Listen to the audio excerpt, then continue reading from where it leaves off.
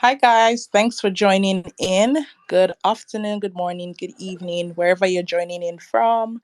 Welcome, welcome, welcome. I'm so glad to see you all here today for another edition of HerVersations. We'll just give it a few more minutes till our speakers come on, and then we can start the conversation. We have a very, very controversial topic today, and I would love to hear from all of you, especially the men who are joining us, the guys who are joining us. I'd love to hear from you as well. So please stay tuned. We have our speakers already joining us, so we'll add them soon, and then we can begin the conversation. We'll give it about a minute, and then we can start. Thank you all so much for joining in.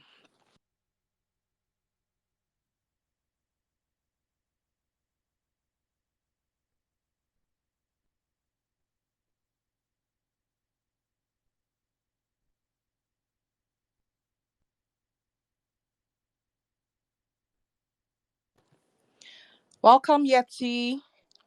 How's your day going? I've just added you as a speaker, so feel free to jump in once you're ready. Hi, Yetty.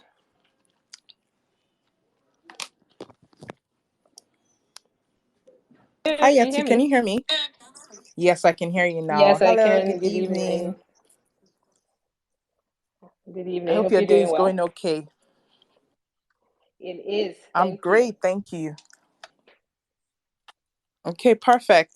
We'll just hold on for. Okay, I believe we can start the conversation really. We had a few people join very early for the conversation, and while we wait for Lauritta, I think we can just proceed with today's conversation. So today's topic is a tricky one. For those who don't know, each week since November, we have been hosting a series of thought-provoking topics around female economic empowerment and gender equality, tagged HerVersations. And this is the third of the series. Actually, this is the sixth edition. This is the sixth episode in the series. And we're so happy to be hosting this conversation and to have you all here with us. So today's topic is gender inequality bad for business? Now, this topic is very controversial because even though we have gone quite far in Nigeria, especially, we are still lagging behind in a few aspects. And I want to really hear from you all, our speakers, and everybody who's joining here, everybody who will join eventually, what you all think about the topic. Today, we are going to be speaking with Yetty Williams as well as Lauritta Boniface. Lauritta, I've invited you to speak. So once you see that, please go ahead to accept it and we can start the conversation. So for those who don't know, my name is Mary Edoro. I am head of content for BellaNaija Style, and I'm also your host for this HerVersations series. HerVersations is a series brought to you by BellaNaija Style and WRTHY. WRTHY is an advocacy brand that deals with women empowerment and is supported by the Gates Foundation. All right, perfect. So one of our speakers today is Lauritta Boniface. Lauritta Boniface is an environmentalist and a climate change advocate. She's very passionate about providing sustainable solutions to the problems of waste in Nigeria. She's the co-founder of EcoCycle Limited, a youth negotiator at the 27th United Nations Framework on climate change, and an activist. So we can all call Lauritta a corporate body in the 2022 sense of it. And I'm so happy to hear her own take, her journey, and her story so far, working in corporate and doing all of this amazing work. On the panel as well, we have Yetty Williams, who is the founder of Lagos Moms, the first Nigerian blog dedicated to moms, parents, and caregivers.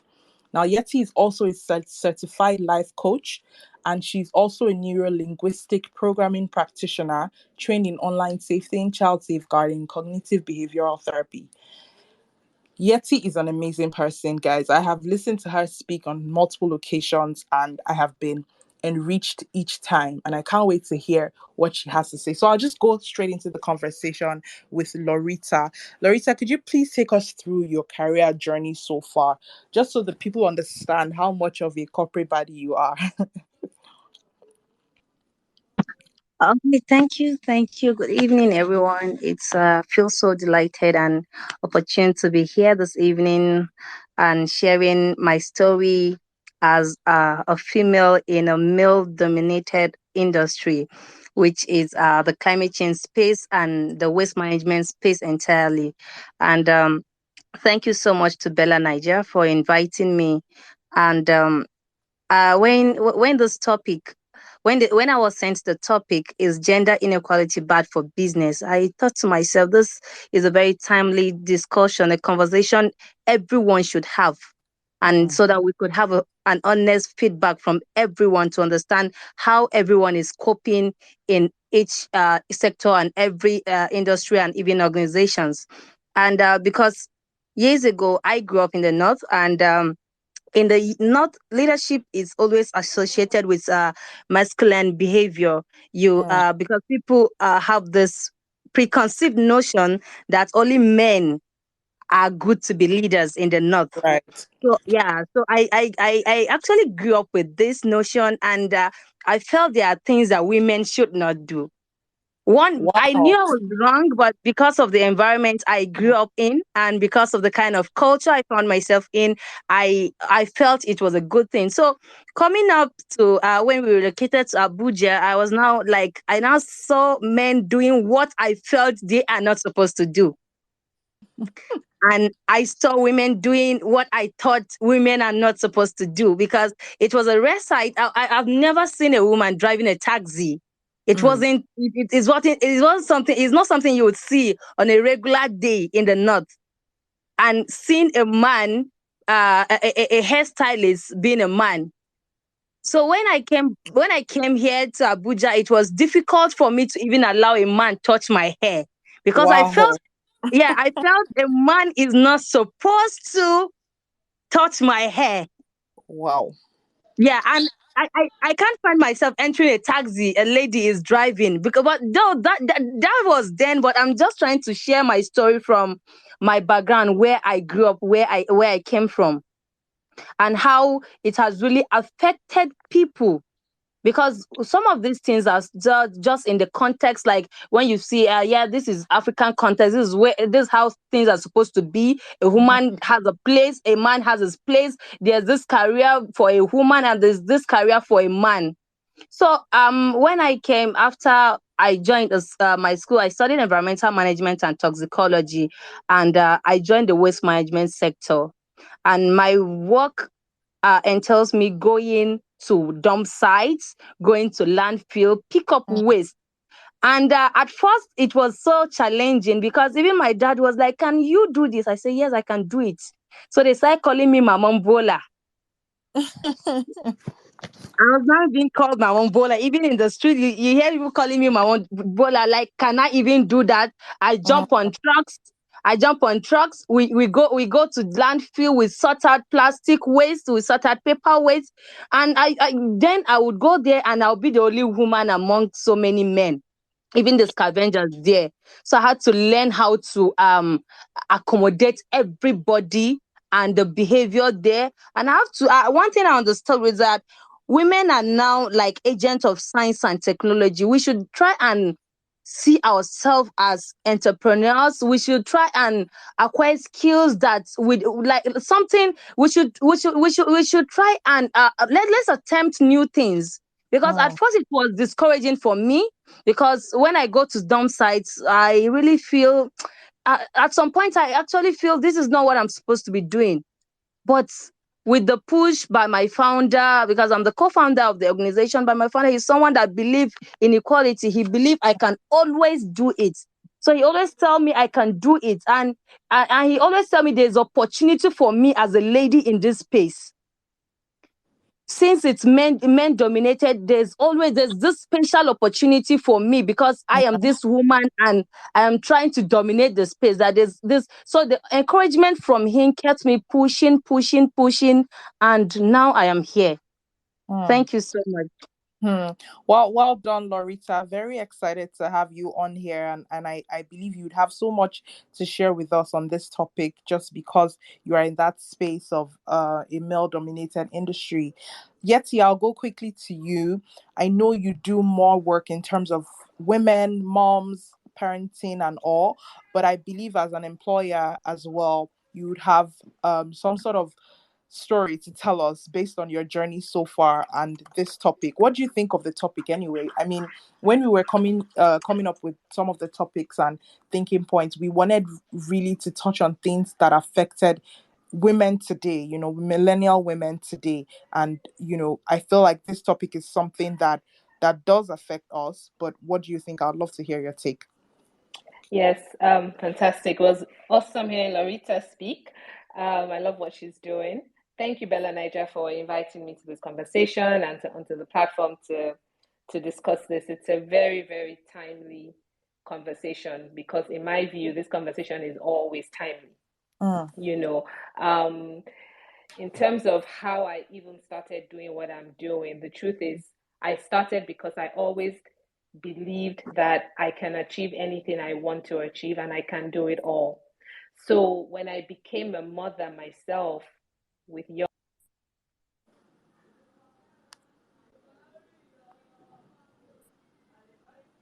Uh-oh, Yetty, I think we lost sorry you. about that. Yeah, can you hear me now? Yes, I can. Okay, If you could just apologies. move a little closer to the mouth, Oh, please. okay, give me 1 second.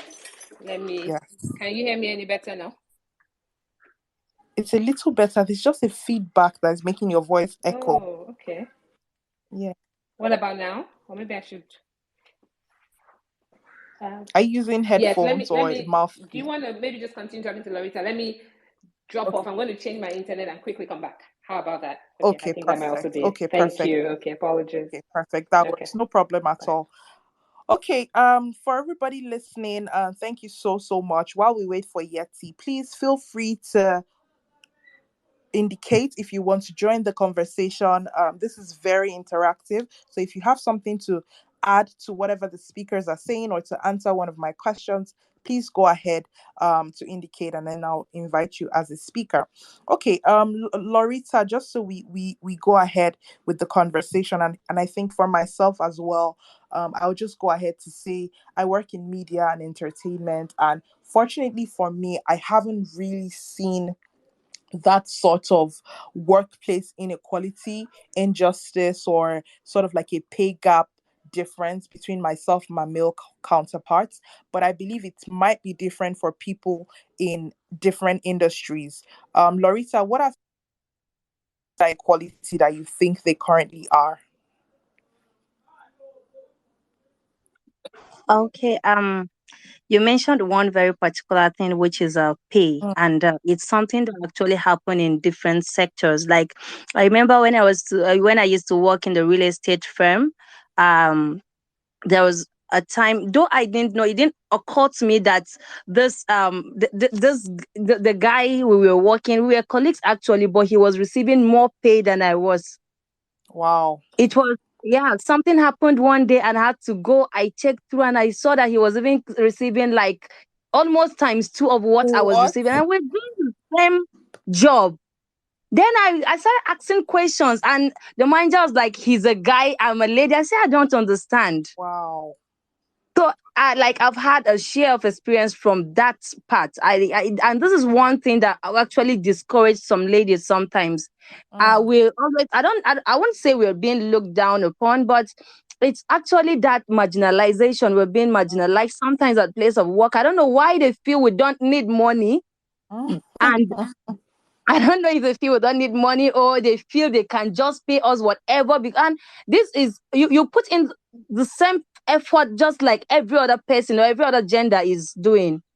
So we mm. have we have that one is a problem, and so many problem. But I would like to just let me stop here for now. Yeah, we'll definitely come back to pay gaps and female earnings later on in the conversation. But now we're just easing it in slowly. So thank you for that input. Yetty, you can please go ahead with what you were saying. Okay, can you hear me now? Is it better? Yes, it's perfect. Okay, Thank fantastic. you. Thanks. Apologies for that again. So yeah, I was saying that in my view, women and men are equal when it comes to ability. Because I think sometimes we get lost into the whole conversation, or are we saying what a man can do, a woman can do? Mm, We're different. Somebody is stronger, somebody is the weaker vessel. mm-hmm, That's when people remember all the things to bring onto the table to talk about why we are different. but I like focusing on what we are talking about. It's about our ability, right? So if I can do the same work, for example, that my male counterpart, my male colleague can do, there is no reason for us to be paid differently. So I think it's very important that we change the context from this struggle that gender, we're trying to say a man and a woman are the same. We are not the same. We are not biologically the same. However, when it comes to ability, we are the same. So I really believe that as a woman, we need to, first of all, change how we raise our children, both boys and girls, to realize that you are both able, you can do whatever you set your mind to. And that's where the mindset comes in. So in my case, when I became a new mom, I always knew that I didn't want to have to choose between work and family. I felt like I should have it all. I should be able to do both. What women need more is we need to have the flexibility that allows us to adjust for the season of life we are in.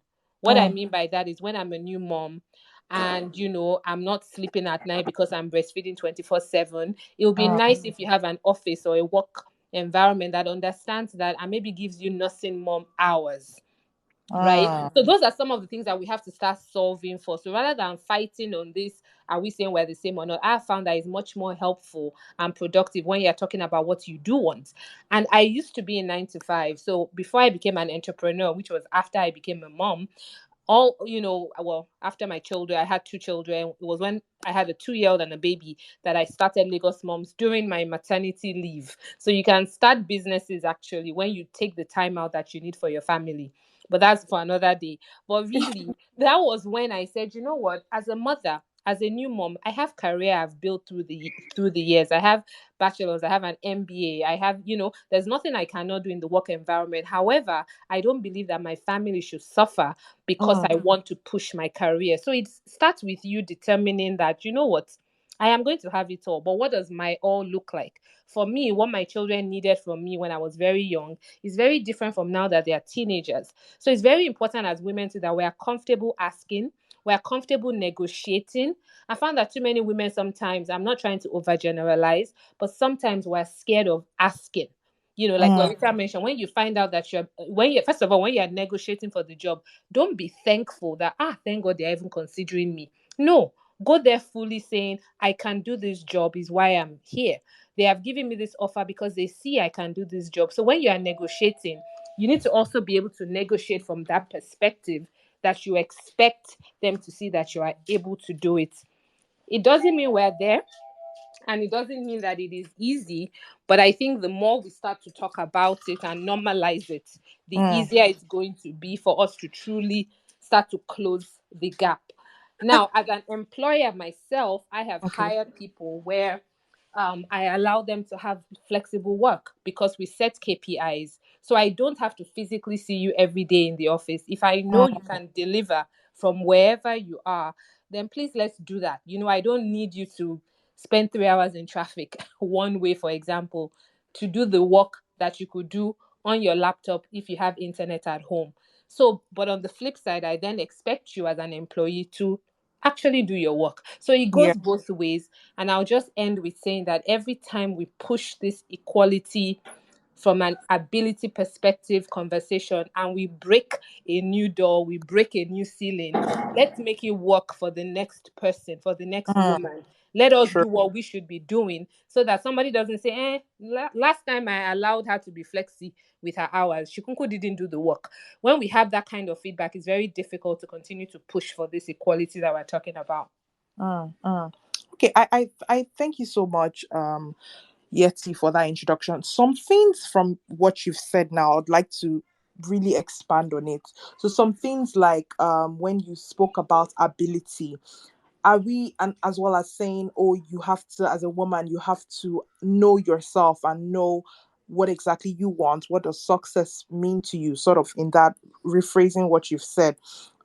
Is it more of an individual thing, or should we fight for it more as a general pursuit? So what I'm saying in essence is things like maternity leave, for example. I know now we have as well paternity leave and things like that, and these are also bold steps in terms of equality. But there's some certain things where a situation where women sometimes would ask for off days. For example, maybe they have some sort of PCOS, or they have, terrible pains, or, just some certain things. What do you think about things like this? Are these things that we need to incorporate into the system, or we as women need to swallow up?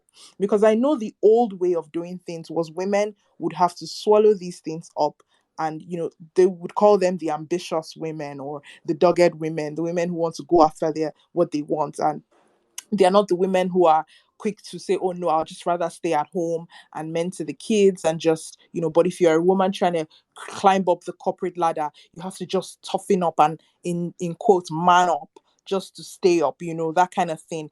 Are these mindsets that we should move away from?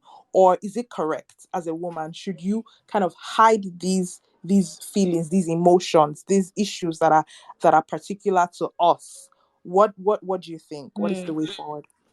It's a great point. The truth is that it goes both ways. I believe that both parties have a part to play.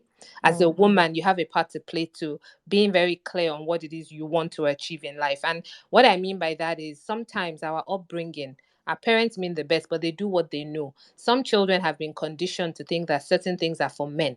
Women Mm, don't do certain jobs. Men don't do certain jobs. Now, you are all going to leave your individual homes and end up together in an office environment together.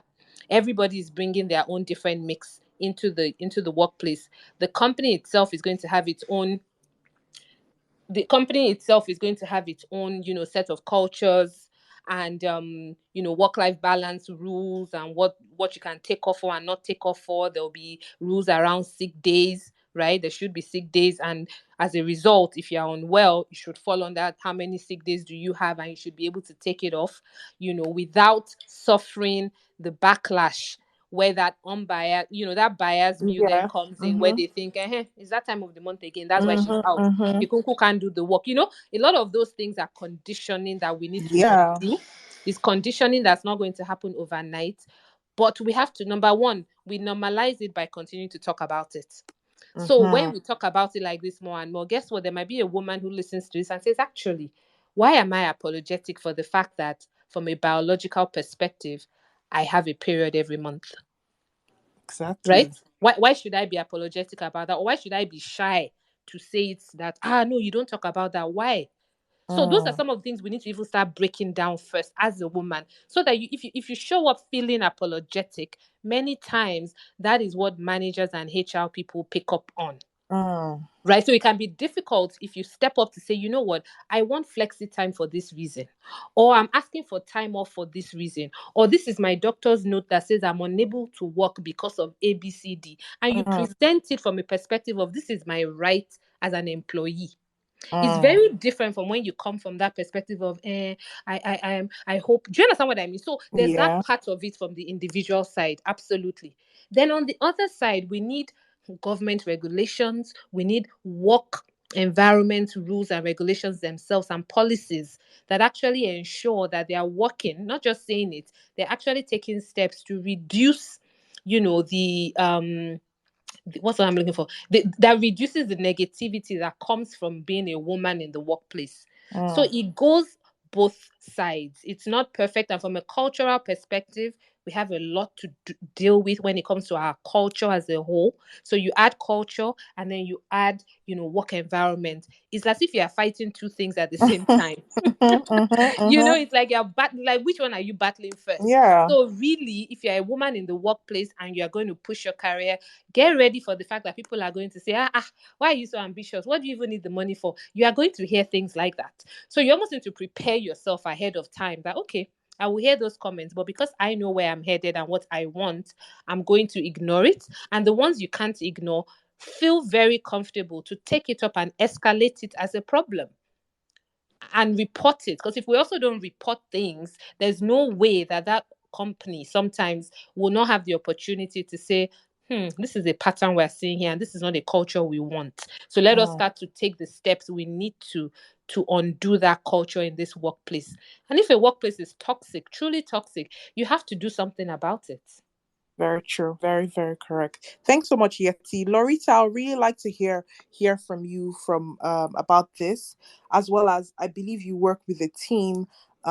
what's your experience like working with females on your team as you being in a place of leadership?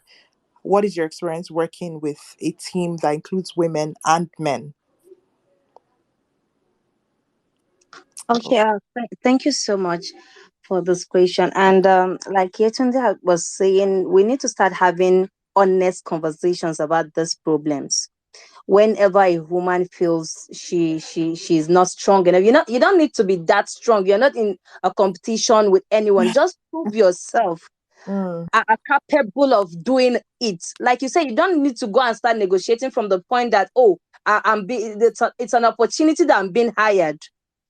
It should be like, okay, I can do it. That was why I was hired. So mm, if it's from that perspective, then you should have, like, what I do with most of our staffs and volunteers is I have honest conversation. How do you feel about this? How do you feel about that? Do you think we're doing this right? Do you think, because women, like we have the cultural perspective where you are when you're at home and they're telling you you're too ambitious, like Yetunde was saying. You have people, I've heard that a lot, where people will tell me, mhm, what are you even doing this for? You are overdoing it. I'm not overdoing it. I feel mm, capable enough. That is why I am out there doing it. So from my point, I would say until we start having an honest conversation where you would sit down, I'll tell you sincerely, I don't need to be strong. Like my founder know me. Sometimes I say I'm tired. I can do it from my space at home. You understand? yeah. Sorry, I can write this concept from my space at home. And he allows me, since he knows I am capable, like what Mm, Yetty is saying. Since he knows I'm capable of doing it, he allows me to do it then, because he know at a point I would deliver. mm, No mm, matter what is wrong with me at that point, I would definitely deliver. And that's the kind of capability we should start pushing out there. yeah. I really like what you said in terms of I can do it. So it's not a thing of, oh, I'm just whining, So there's a fine line, and as well as I think Yetty also said something like that, where there's a fine line between asking from a place of confidence and from a place of hard work actually, and from a place of complaining or whining. So it's not, oh, I just want a day off because of such and such and such. Hmm. But Yeah. they know, your employer knows, your supervisor knows that you are capable of doing this, and you just need time to take a rest, to attend to your women's issues. You just need that time. And I think that's very, very positive. Moving on to a sort of slightly changing the course of this conversation a little bit now. I know that we have gone past a lot of these issues in terms of, workplace bias, inequality in the workplace, where people would pick a man over a woman for some certain tasks. But I do know it still exists in some certain industries, and I know Dr. Simi is on this call, who I can see, and I don't know if she has anything to add to the conversation. I'll be very grateful if she could. But I want to also talk about leadership and women in leadership as well, and what we are doing as women in leadership to encourage the next generation. So one of my questions here is, how can we expand women's links to each other in terms of mentorship, coaching, and networking? So for me, when I started in media, I didn't really find easy access to women that I could take mentorship from, quote and unquote, because I think I also entered the industry with a bias, thinking, oh, women in leadership are a certain way. We always hear these things where they say, oh, women in leadership, when women are at a certain position, they tend to behave a certain way. When women are, in a certain place, they are going to be very wicked. I've even heard people say, oh, female police officers are more wicked than the male police officers, which I really don't know about. But, I believe these are some unconscious bias and things that we spread as well across board. So for me, I want to know how we can conquer things like this. Is it just by us continually? Because me, I fall into the trap sometimes of being too scared, being scared to scold or to say things in a certain manner, because I don't want to be the wicked woman leader. Do you understand? So I find that sometimes I'm compromising a lot in terms of the way my leadership style. So I want to hear from you, Yetty, as well as even people listening, in terms of this topic, this question now. So how do we expand our links? First of all, how do we clear out this whole bias? I don't know if it's true, because someone can prove me wrong. Are women in leadership much more aggressive or wicked, in quotes, than normal regular women or everybody else? And how can we increase women's, expand our links to each other in terms of mentorship and coaching? Hmm. Great question. And I recently completed a training around it's under diversity, equity and inclusion. And one of the things that stood out to me was the fact that we all have biases. And it's if we are going to actually advance, we need to accept that we all have biases that we show up with. Now, the biases could be, sorry? Yeah, I'm Yeah, listening. the biases can be from anywhere, whether it's imagined, whether it was how you were socialized, how you were raised, what somebody said to you at school. It could be a teacher once that said, anyway, girls can never be good at math. It could be anything. You don't even know what it is that has colored you. So what's really important as we are going into workplaces is we've actually realized that we're all coming with our various biases. I like what you said, and you were honest that when you started in media, you had an impression about women in Mm, leadership, and maybe you already had some preconceived notion that if a woman is successful and she's at the top, she might be mean. So you're yeah. already leading with that, whether it was because you actually had those experiences or not. I'm not even sure if at the time you were thinking that you could say it's because somebody did this to me is why I know that every woman is mean that is in leadership. I Once again, didn't have sorry, any of such experience. you what? I did not have any of such experience. Exactly. But Yeah. but it was there. And that's the interesting thing about, you mentioned earlier at the beginning, my neuro-linguistic programming practitioner, being that means that I understand that so many things are happening from our subconscious. It's not because it necessarily happened to you or not, but your brain many times cannot tell the difference between whether how you are feeling is just because you have imagined it, or did you really experience it. So if you have just gone into the workplace expecting that you are going to behave accordingly, so maybe you happen to try to reach out to a woman boss on the day that she's not having a good day, just the same Mm, way a man might not be having a good day. But if she should snap at you or she doesn't immediately smile just because you're another woman, you are like, there we go. I've always said it, women are mm, mean.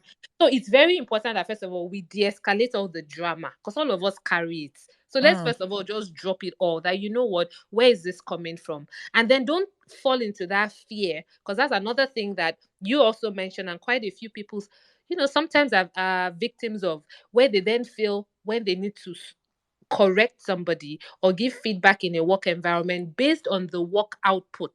Forget whether it was a man or a woman that did it. If the work output is not up to par, it doesn't match the KPIs you had set for that deliverable, then it needs to be corrected. It shouldn't necessarily be different what you say because the person is a man or a woman. If we're talking about trying to talk about ability, right? That ability wise, I can do the same reports John can do. Because my name is Yetune does not change the fact that I can produce that kind of work. Then when my mm, boss is giving me feedback, I don't want him or her to be thinking, oh, because Yetunde is a woman, the way I give her the feedback, I have to water it down. No. mm, So it's a very intricate discussion, because if we truly want this balance, if we truly want this equality, we all need to realize that we all have biases, women and men.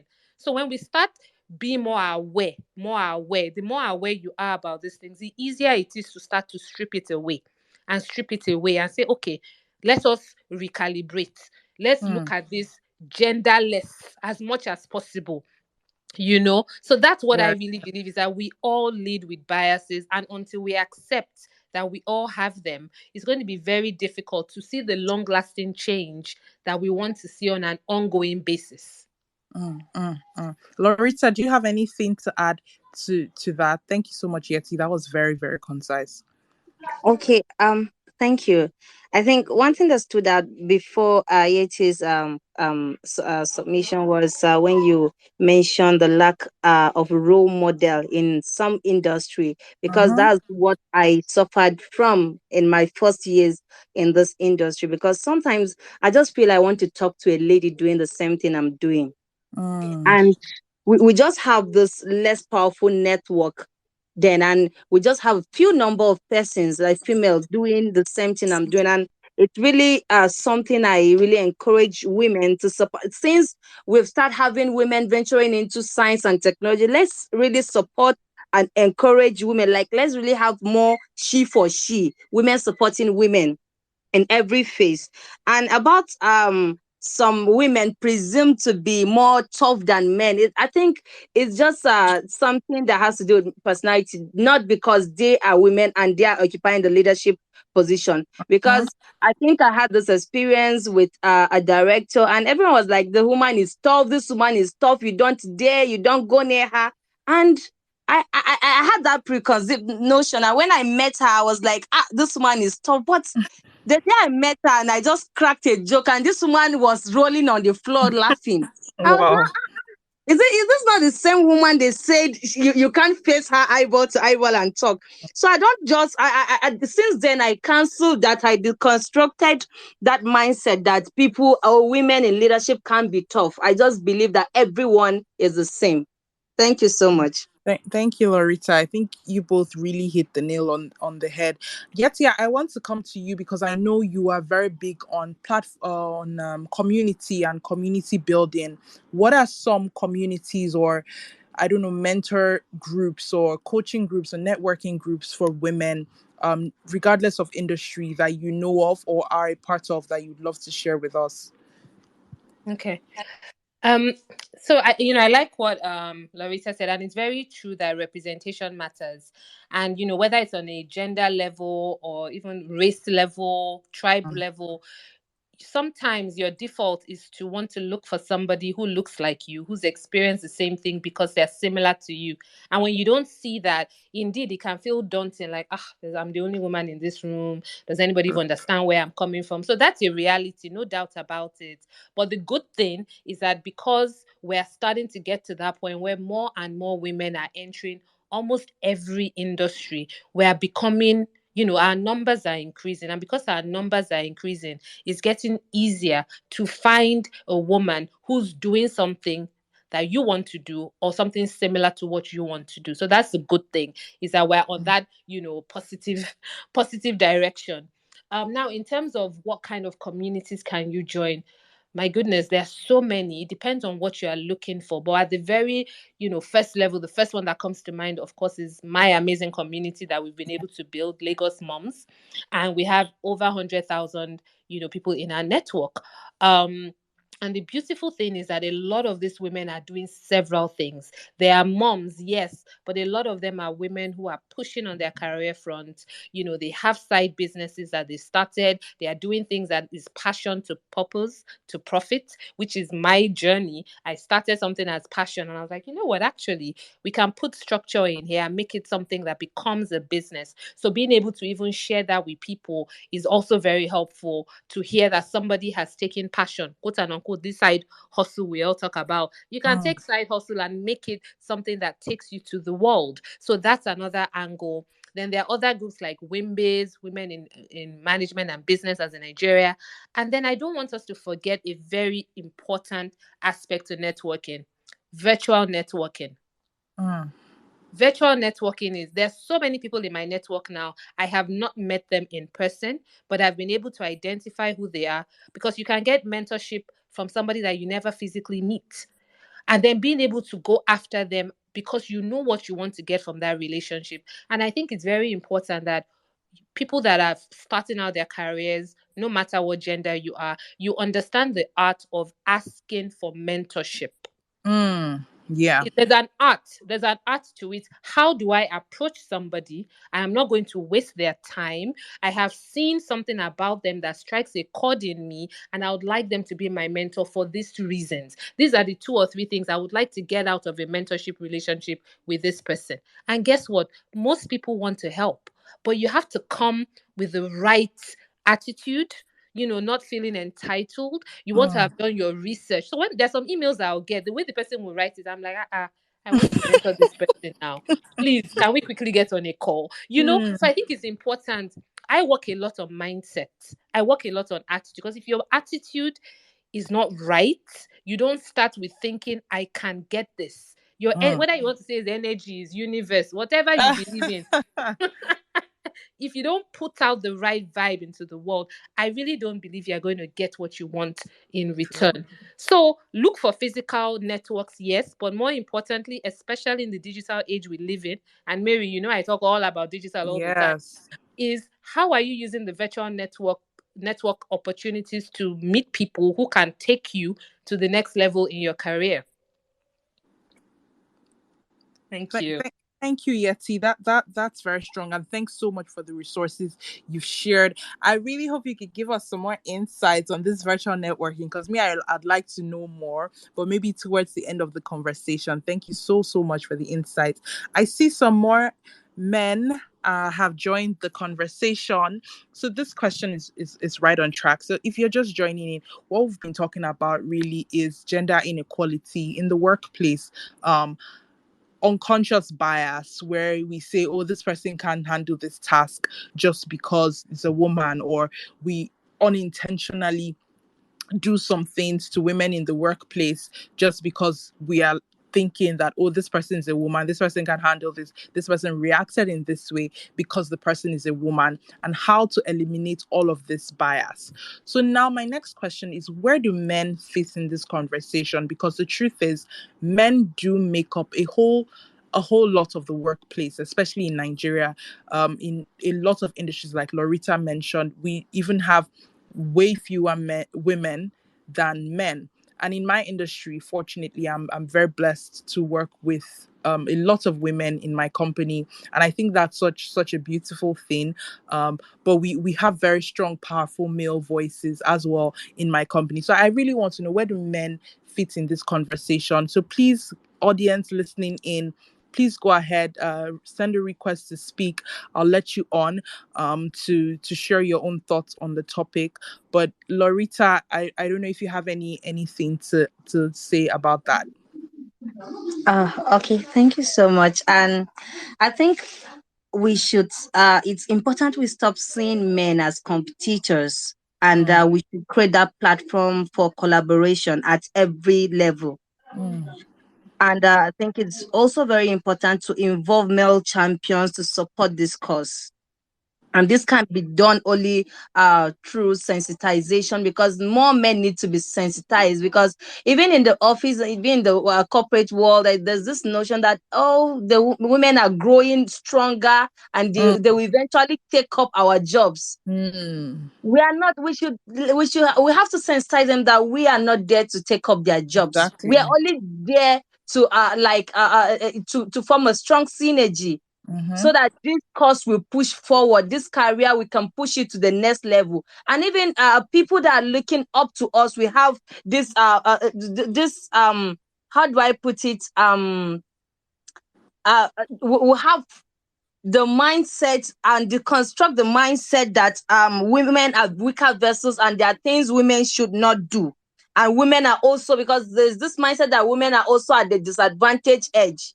So why we are doing, why sometimes when I even feel weak, I feel like, no, I should push, because I have siblings who are looking up to me. I have I have volunteers in my team who are looking up to me to deliver. So at each point, I have that as a strengthening point to like push further and further. So I think we should sensitize men more. So any space you find yourself to talk to a man, you should talk to him and sensitize him on why it is very important to mainstream gender in everything we do. Thank you so much, Lauritta. I think those are some very strong points. Yetty, I want to ask, in terms of, I know this wasn't on the on the question board, but it just came to me, in terms of how women communicate in the workplace. Do you think there's something to change there? I'll give an example. Earlier in my career, I still am, but I used to be very, very apologetic with a lot of things. So it's like, oh, I'm so sorry, I'm just sending this now, but here's this. Oh, I'm so sorry, but and then one of my mentors actually sent me a message saying, you shouldn't be so apologetic when you're sending messages, because you don't really need to, so limit the amount of sorries you're sending out. And I took a step back and I did start to weigh, like, compare and contrast, like the way and the trends which my male colleagues would send males, as an example, or send text messages, and I saw a big disparity. So what do you think about that sort of communication skill for women? Is this something you think is happening, or is it something that we need to work on, or it's just not existent? Right. Absolutely. You know, we're changing a narrative. We're changing things. We're coming from a place of quote and unquote minority to starting to say, who says we can't do this? Right? Where did that come from? And being comfortable challenging some of those things, right? So absolutely, we need both sides. And one of the things I found is a lot of research shows that in the workplace, companies are more profitable when you have more women involved in making decisions. This is Sure. backed by research. So I find that let's put emotion on one side. Let's also just go by the hard facts that are coming out from research. It shows that when you have, and think about it, the world is roughly 50-50. So you can't exclude 50% of the population and think you're going to get 100%. You really can't. So if you're also able to lead by facts and figures and research and show that it's a, like Lauritta mentioned, it's a synergy. We need to work together for the greater good of the company, of the family, of the society, and of the world. When we say it that way, that nobody is losing out by having women fully involved in the decision-making process, having a seat on the table and all of those things. But to specifically answer your question, absolutely. I work with a lot of women, and we need to change the way we show up. You can't constantly come from an apologetic, hopeful, already expecting the worst perspective and expect to get the best. Or you come from the perspective of, so that they will know I have arrived, I am just going to be nasty because that's the only way to get forward. Says who? You can be, you can be fully woman, fully feminine, accept that, but Yeah. realize that there's a reason that there's yin yang. There's feminine energy, there's masculine energy Right. in all people, in men and women, right? So it's about being able to turn on what we need to turn on when we need it. So I absolutely feel like there should be a school almost for women, and men, but women particularly, because we are the ones that are starting to come out from what society has said we can or cannot do. So how do we do it in a way where we don't isolate? Men and women cannot be fighting. It doesn't make sense. There's no reason for men to feel, threatened that, if women want to do it all, then what is our role? That is also something to unpack. Who has told you that your only role is to pay the bills? For example, Right. where did that come from? What about the fact that, for example, a marriage is about companionship? It's about both of you bringing your strengths to the table, because you both have strengths and you both have weaknesses. So the question when you're coming together is, how do we highlight and amplify our strengths and reduce the weaknesses? So I feel like it's a whole change of mindset that everybody needs to go through, and it's an ongoing curriculum. But absolutely, we need men on the table. We need women on the table. We need women to be less apologetic, be comfortable asking, be comfortable negotiating. One of my mottos growing up was always, what's the worst that will happen? But if you don't ask, you're never going to know. Very Right? true. So, yeah, I'll leave it there because I can continue on this topic forever, because I really think that how we raise our children, how we talk to ourselves, and as women, how you consistently show up believing that, what, I'm a gift to this world and I can do this. There's a way your shoulder will rise up first before you even start saying, hey, actually, I need a raise for these reasons. Exactly. So let me drop the mic there as well. Thanks, Yetty. We have someone who wants to share his opinion. Please go ahead. Is that me? Yes, that's you. Okay. Hello, everyone. Hi, welcome. Yeah. So, I actually did a course on this called "Women in the Organization" during my master's. Yeah. Interesting. Yeah, and it was a very interesting course. It was for my master's program. Yes. Okay. And there was a particular professor who's he's called Mike Moon. He's a professor in Queen Mary's University in London. And then he brought up like a scenario for us. So it's like, imagine there's a 100-meter dash, right? And then there are two runners. One of the runners has shackles on the legs.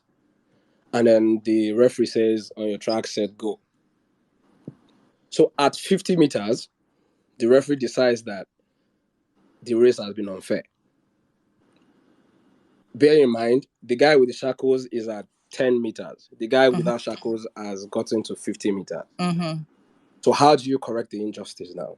Do you merely just remove the shackles from the guy at 10 meters and allow the race to go on and say the principle of equality has taken place or fair play has taken place? Bear in mind that 40-meter gap is always going to be there. Right. The right thing would be to say, okay, let the guy shackled, remove the shackles and let the guy get to 50 meters and let the race, start the race all over again. Right. But in this case now, the 100-meter dash is the world, is the organization, is the workplace, right? The shackled runner, the women, right? So we have gotten to the 50-meter point now where, at this generation, we're like, women have been, traditionally disenfranchised. They are not, allowed to hold managerial positions as other people, right? And then all we are barely just doing now is just removing the shackles from the women's legs and allowing the race to go on. So that's why it seems like, with all the advocacy, with all the, it just still seems like, there are not still enough women in the workplace because that 40-meter gap is still there.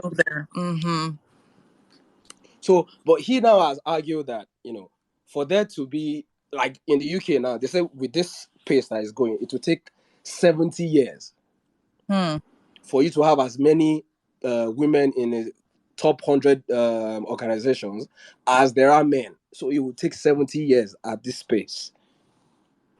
Wow. So he argued that, there needs to be a tripod of solutions to this, right? So there needs to be a business case approach to it that, tell the business and make them realize that they are the ones losing. If you're discriminating against women, you're already cutting yourself off the 50% potential super talent pool that women possess. So you're already, shooting yourself in the foot by doing that. And then number two is there has to be legislation, For example, in Norway or in India, where, for state-owned companies and government-owned agencies, it has to be 45% of women in your workforce. It's legislated, it's in the law, it's constitutional. Right? So that has to be in place as well. And then the third part is, where do trade unions and, advocacy groups and all of those things come into place? Right? And then another person argued that for them to close, for this 40-meter gap to be short, there needs to be an advocacy for something called positive discrimination. Interesting. Right? Okay, so what is positive discrimination? So positive discrimination is, giving advantage to a traditionally disadvantaged group, be it by sex, race, religion, whatever it is, over someone who traditionally belongs to the, let's say, for example, now the bourgeoisies, the people who belong to the group that have been advantaged over the years, right?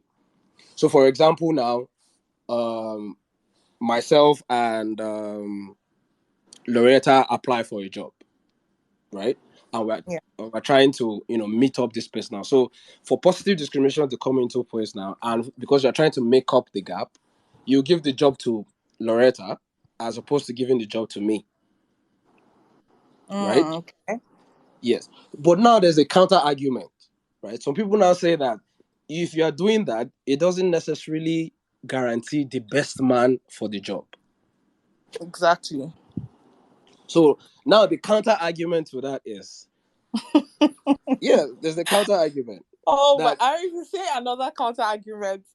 no, because people, the advantage group will always counter Yeah. people from the Mm-hmm. disadvantage Very group when they true. try Very to true. bring up solutions to the problem, Yeah. right?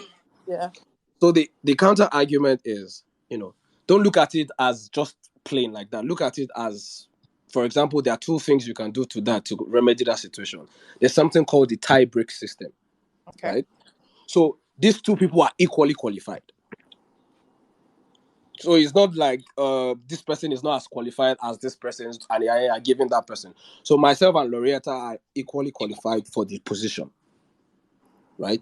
So positive discrimination gives the manager or whoever it is that in charge of the recruitment the lead way to pick Lauritta because, of trying to make up that 40-meter gap.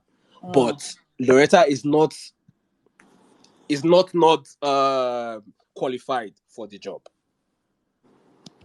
She is qualified to do the job Yeah. as well as I am, right? And then Okay. the other Okay. part is, the minimum requirement. There's another one called the minimum requirement that if we come for a job now, and for every job position, they'll say the minimum requirement is, say, a BSc. But if you have Okay. a master's, is an added advantage, right? Yeah. So if Lauritta comes with a BSc, right, and I come with a master's, she already fulfills the minimum requirement. So it doesn't mean that she's not going to be qualified for the job, right? Yeah. It's Yeah. just that I'm a bit more qualified for it. And who is to say who the best candidate is? Is Right. it Is it by effort or is it by talent? I mean, I really like the angle that you've brought into the conversation, which is more like solution facing.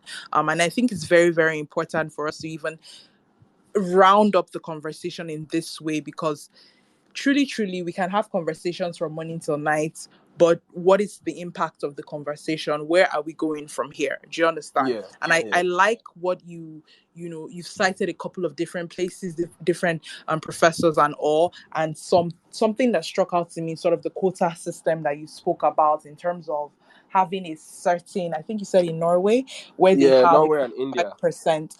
Is this something, I mean, I also throw it back to our speakers. Is this something that we should adopt in Nigeria as well?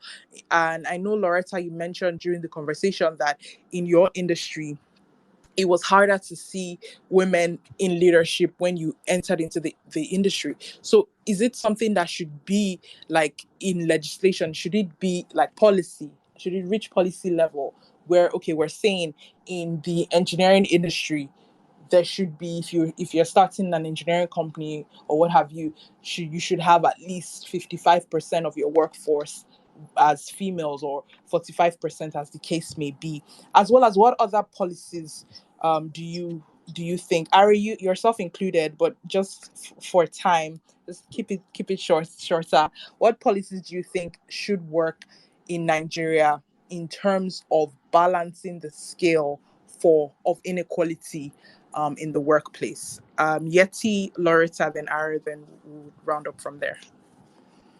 Yeah, so I believe that those are things that are already kind of in place, and there are certain companies, and there are certain things already that are out there. I don't know the details so much, but I do know that they exist.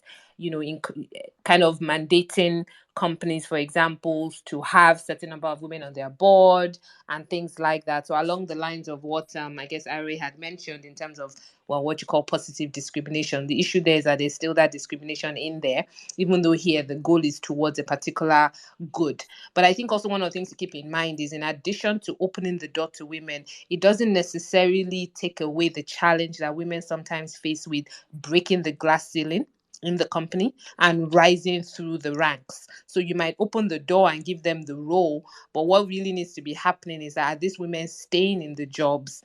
Are they rising through the ranks as well? And when life happens, which is, they get married, they have children, those are usually the times you start to see women falling off or falling out of the workplace, because the workplace is not currently set up to be flexible enough to allow a woman to take care of work and life. So sometimes that's part of what the challenge can be. But I absolutely think without, which you mentioned slightly before, without there being regulations and legislation saying that this has to happen, and maybe even starting to penalize companies that are not hitting those targets, then we can hopefully try and close this gap a little faster. Because at the rate that things are going, I saw something that suggested without huge investment, it might take up to 300 years. I think this was the UN. It might take about 300 years to close the gender gap if we continue at this pace as we are. So some main things have to shift if we're going to start to close it. And some of it is back to what, the Ari mentioned. But we need to have it happening as a holistic conversation, company level, governmental level, individual level, home environment level. And I keep going back to that because how we parent and raise our children truly plays a part in how somebody sees the opposite gender when they are, interacting in the workplace. Thank you so much, Yetty. Lauritta, what do you think in terms of what we've just spoken about, but from like a solutions angle? Where do we go from here? Yetty and Ari, as well as myself, have mentioned like taking things to like policy level, and putting things to be set in stone. What do you think needs to change? I think mindsets will be something that will be right up your alley.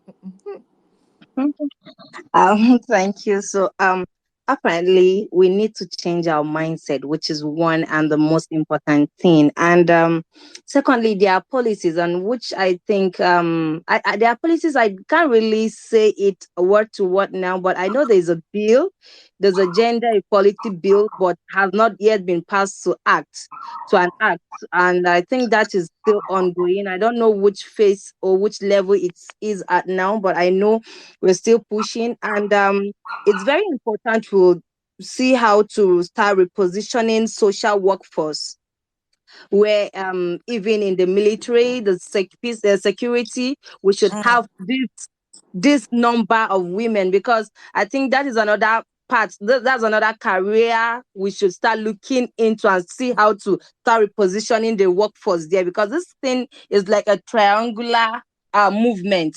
When they are not, when we lack women at this phase, like the down phase, it goes down, and it becomes narrow. Then at the top position, you completely lack women to occupy seats in the leadership position there. So I think it will be very important if we have policies like a legal document which will back most of this movement. Thank you. Thanks so much, Lauritta. Thanks for the very concise message. Ari, do you have any final words? Yeah. So as regards to solutions, right? You mentioned something about someone mentioned something about women falling off when they have kids and all of those things. Some solutions that people have preferred is to have like for every organization, it's going to be mandatory for you to have like a daycare. Yes. Okay. So you're going to have Yeah. like a daycare or some sort of childcare, place where women don't necessarily have to stay out of work because they're trying to take care of their kids, right? So she can come to the office with her child, leave them there. She can go on a break, check on the child, and then go back to her office, 30 minutes, whatever it is, or however long her break is, right? So that would help to, cushion that effect of, oh, I just had a baby. And then another thing is, men traditionally are, for positions that have traditionally belonged to men, and women are now challenging it. Someone mentioned about, not be able to break the glass ceiling. It's because men are now, talking to themselves and saying, if we don't sit up, these are our positions that we've had, traditionally over these years. These women are taking it. So now the men are now intentionally making the workplace more difficult for women to thrive as well, because they're like, these guys they're going to come and take all these things away from our mouths, right? And then another solution would be like, men have like this old boys club, right? And then there's an argument that the promotion that is going to come up in the office on Monday will probably be discussed on the golf course on Saturday. Exactly. So the guy already has a leadway into what's going to happen. Okay, this thing you need to do this by, come to the office, do this by Monday. So he's already prepared. So the women will just come to the office, and on Monday they'll just see, oh, there's a. So there's an argument that they need to have like women's club as well. So these things that men do at this men's club, women who can do it, discuss promotions, discuss career advancements, and all of those things. So that way there can be some sort of balance, and then hopefully things would begin to take shape from there. But we cannot say, so hold on, we cannot say the disadvantaged group should continue to be patient and allow the free market to sort out itself. It won't. So there has to be like aggressive action if we are truly serious about getting this equality. Of course. Thank you so much, Ari. I think just to sort of touch on the last point you shared, which is about the boys club and the men's club and all of that, it's why I asked the question on having women expand our links to each other in terms of mentorship and coaching. We want to have our own sort of women's club, where I can go to a senior colleague or someone in the same industry as mine and say, okay, how did you do it? What are the hidden routes to get to where I'm going? Those type of things. I think those are so powerful. Just to sort of conclude on our conversation, what we've spoken about here today is very, very important, and we've discussed things such as breaking like bias and hidden things that we do that bring inequality in the workplace, as well as mindset, which I think was a strong point that Lauritta raised in terms of us channeling our mindset, as well as Yetty having that confidence where women, we can do the work. We should not be afraid to ask. We should not, even for promotions, even for our place, we should never be afraid to ask for what we want. And then taking things to policy level, making things more serious, making things more set in stone, in terms of inequality in Nigeria especially. Our lovely speakers, has been so amazing. I can continue this conversation all day. I'm relaxed. I'm at home. You guys are really giving me the vibes. I just want to continue the conversation. Do you have any last things you'd like to say before we wrap up the conversation? Yetty or Lauritta, any last things you'd like to add before we end? Yeah, no, this was a really, really good conversation. We absolutely need more people like Ari, right? So can we do Twitter for him? It's not a struggle. For us to all win, we need to win. He said something too close to what I mentioned at some point, which was just let us also lead by facts and research that shows that when you have both genders represented as equally as possible, everybody benefits. The company does better, revenue is higher, everybody benefits. Who doesn't want that? So it's not a struggle. It is together, and everything you summarized already, Mary, is really important, mindset and all of those things. And I just think it's a conversation we must continue.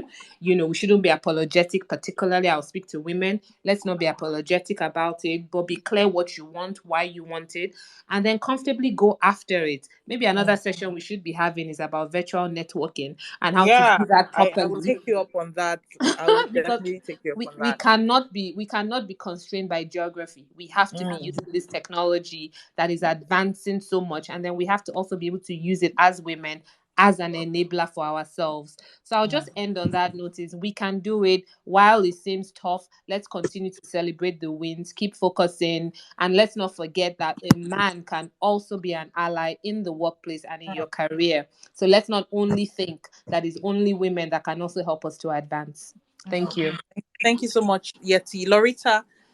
Okay, thank you so much. I feel so happy to be in this call. I generally I would say I feel happy to be alive at this point, because this is really a very timely conversation, and it's something that should go on and on and on, because I think it's very important we come together like this and have a very honest conversation about how we feel about our workspace, our work field, our career, and how to push forward. And I want to remind every woman on this call and every lady that you are so powerful, and it's very important to call out instance of gender discrimination. Whatever you're faced with in your workplace, if you feel you're being discriminated or you're being marginalized, it's important you speak up and stand out for what you believe in. Thank you so much. Thank you so much, Lauritta and Yetty, and of course Ari, who brought the extra spice, and then the just to round up. there is another case for Oh women. my, Ari, I'm Just done. hold on. Just wrap up. There's Okay. another case for women in externalizing success, right? Okay. So, for example, there's a deal that has gotten over the mark, and everybody's happy. So, how did it happen? Women would traditionally, externalize it. Oh, it was my group, my colleagues, my this, my that. Whilst men would internalize it. Oh, it was me that did it. It was me that did it. So, in the eyes of the CEOs and stuff like that, this is actually a study that was taking place. You know, it was like women would naturally just externalize the success, whereas Mm, men would internalize it and be like, "Oh, it was me mm, that did it." So in the eyes of the CEO, it's like, "Oh, that's the guy I need to be in this managerial position, right?" mm, So women need to, own it more. Like, mm, oh, okay, it was Nami Duam, things mm. like that. So that way, I feel like things Yeah. would, be better. So Sorry, Thanks, can I just Ari. add one more thing? I know you're trying to close it, but to what he just said, and please, when we're talking about this, how did you do it? Don't say, we just thank God, though. Ah, That does exactly. not help anybody. Can we be specific? Yes, thank oh God, because my without him God. we can't achieve it. Yes. But there's something you did. So don't just Mm, wrap it up under this. Oh, it very was like true. luck. So yeah, that's all Very I would say. true. Very, Thank very you. true. No, that's a really powerful one to share. Thank you so so much, guys. I really appreciate you today. This conversation has been, I thought it was going to be very controversial, but I love how our speakers gracefully handled everything and how Ari brought in the extra voice of reason. It was really amazing. And thank you all so so much for listening in. So many people who started this session with us are still here. So I'm very, very happy about that. Just a reminder, HerVersations continues for the next 3 Wednesdays after this. Next week's topic is gender issues affecting women's health in Nigeria, and I want to see all of you here on the call next week. Thank you so much for your time. Thank you to our amazing speakers and Ari who jumped in. I really, really, I really appreciate it. I didn't know that was possible. That's a feature I had no idea was possible. Thank you so, so much. I really appreciate it. Enjoy the rest of your day, everybody. Cheers. Bye. Thank you, Bye. everyone. Bye. Thanks, everyone. You. Bye. Cheers.